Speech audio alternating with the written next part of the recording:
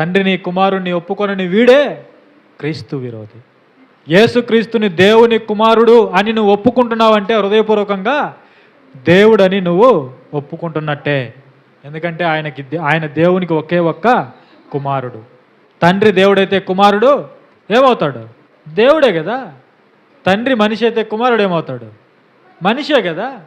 ఆదాము సంతానం అంతా మనుషులు. ఎందుకంటే ఆదాము మనిషి. యేసుక్రీస్తు మనిషా? పరలోకంలో మనుషులు ఉంటారా చెప్పండి? దేవుని కుటుంబములో తండ్రి అయిన దేవుడు యెహోవా ఎలోహిం, ఆయనకు కలిగి ఉన్న ఒకే ఒక కుమారుడు యేషువా ఎలోహిం. యెహోవా దేవుడు, యేసు దేవుడు. ఒక ఆయన తండ్రి, ఒక ఆయన కుమారుడు. నువ్వు డైరెక్ట్గా తండ్రి దగ్గరికి వెళ్ళిపోవడానికి చాలామంది ప్రయత్నాలు చేస్తున్నారు. ఆ పప్పులన్నీ ఉడకవు ఇక్కడ. యేసుక్రీస్తుని దేవుడని ఒప్పుకోకుండా పరలోకానికి చేరే అవకాశమే లేదు. తండ్రిని చేరుకోవాలంటే ముందు కుమారుడు నీకు తెలియాలి. తండ్రి దగ్గర